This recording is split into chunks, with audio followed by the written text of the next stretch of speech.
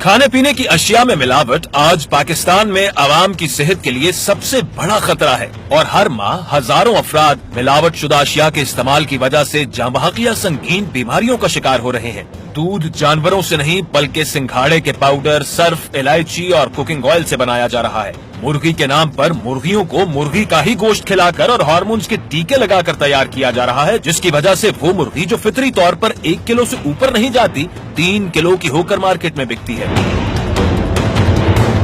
پھلوں کو تازہ رکھنے کے لیے ان پر مومی تہ چڑھائی جاتی ہے، تربوز میٹھا کرنے کے لیے ان میں رنگ اور مٹھاس کے ٹیکے لگائے جاتے ہیں، لیچی پر اسپرے پینٹ سے رنگ کیا جاتا ہے۔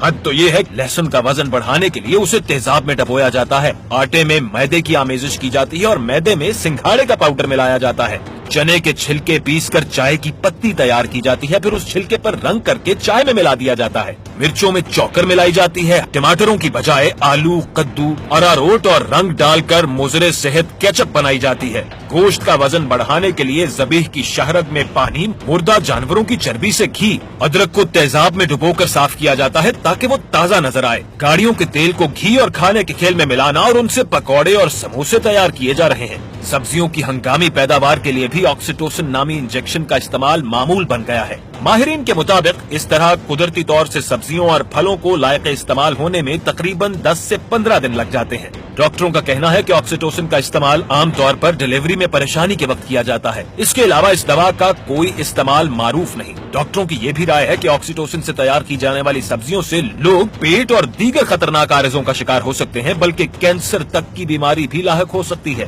پھلوں میں اسکرین نامی کیمیکل ڈالا جا رہا ہے جس سے پھل کا ذائقہ زیادہ میٹھا تو ہو جاتا ہے، لیکن اسکرین کے استعمال سے یہ پھل صحت کے لیے انتہائی مضر ہو جاتا ہے۔ بلیوں کو پلایا جانے والا امپورٹڈ جوس بازار میں مینگو جوس کے نام سے فروخت کیا جاتا ہے۔ یورپی ممالک میں جو خوراک زائد المیعاد ہو جاتی ہے اسے اسکریپ کے ساتھ پاکستان درآمد کر کے یہاں اس کا لیبل تبدیل کر دیا جاتا ہے، پھر تازہ تاریخ کے ساتھ اسے مارکیٹ میں کھلے عام بیچا جاتا ہے۔ پنجاب فوڈ اتھارٹی کے مختلف چھاپوں میں یہ بات بھی سامنے آئی ہے کہ گدھے، خنزیر اور دیگر حرام اشیاء کا نام مٹن اور بیف کے نام پر مختلف ہوٹلوں میں کھلایا جاتا رہا ہے، جبکہ مردہ جانوروں کا گوشت بھی شہر بھر میں فروخت کیا جا رہا ہے۔ اس سب ملاوٹ کا نتیجہ کینسر، معدے کی بیماریاں، ہائی بلڈ پریشر، دل کی بیماریاں اور نہ جانے کن اذیتوں کی صورت میں نکلتا ہے۔ حکومت پنجاب ملاوٹ اور اس فوڈ ایڈلٹریشن کے خاتمے کے لیے صدق نیت سے جہاد کر رہی ہے، لیکن یہ بھی حقیقت ہے کہ جب معاشرے میں عزت کا معیار دولت بن جائے تو پھر حرص کا شیطان سر چڑھ کر بولتا ہے اور کوئی سزا اور کوئی اخلاقیات انسان کو عدل کی راہ اپنانے پر مجبور نہیں کر پاتی۔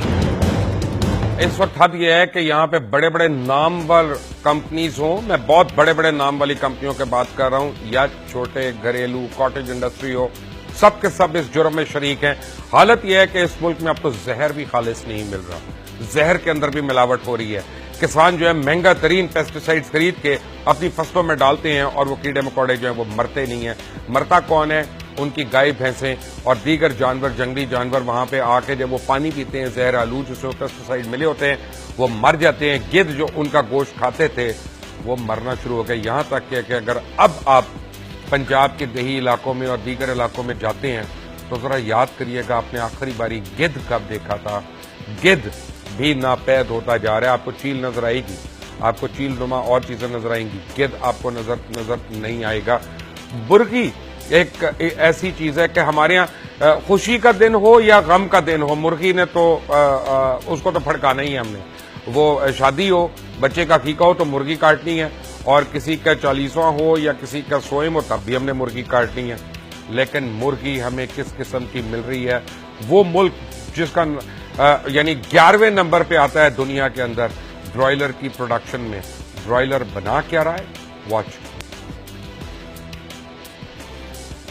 یہ آپ دیکھیے گا کہ برائلر مرغی جو ہے یہ 40 دن کی جو ہے وہ آپ کو میں ابھی دکھاتا ہوں، یعنی اور اس کو 4 کلو تک اس کا وزن پہنچتا ہے اور پھر اس کو کنزیوم کیا جاتا ہے۔ دیسی مرغی جو کسی قسم کی جینیٹک انجینئرنگ سے نہیں گزری ہوتی وہ بہت مشکل سے 1 کلو تک پہنچتی ہے۔ اس قدر اس کی تیز گروتھ ہونے کی وجہ سے مختلف ادویات اور اینٹی بائیوٹکس کے ٹیکے اور مخصوص فیڈز ہیں۔ مرغیوں کو وزن بڑھانے کے لیے سلفونامائڈ کے ٹیکے لگائے جاتے ہیں، اس کے علاوہ مختلف جراثیم اور انفیکشن سے بچاؤ کے لیے اینٹی بائیوٹکس اور اینٹی پروٹوزون ادویات دی جاتی ہیں، جو اس چھوٹے سے عرصے میں عرصہ حیات میں مرغی سے نکل نہیں پاتی اور ان مرغیوں کے گوشت میں یہ ادویات جو ہیں وہ رہ جاتی ہیں اور ان مرغیوں کا گوشت صارف کے جسم میں یہ تمام زہر جو داخل کر دیتا ہے جو ایک طرف اینٹی بائیوٹکس کے خلاف ریزسٹنس پیدا کرتی ہیں، دوسری طرف سانس اور پیٹ کی بیماریوں کا سبب بنتی ہیں اور ان مرغیوں کو کھانے کے لیے ان کے ہم جنسوں کی آنتیں، چربی، مردہ جانوروں کے گوشت، سور کی چربی اور خون اس کا جو ہے وہ ان کی خوراک میں ڈالا جاتا ہے تاکہ فیٹس جو ہیں وہ زیادہ پیدا ہوں اور یہ جلد از جلد موٹی ہو جائیں۔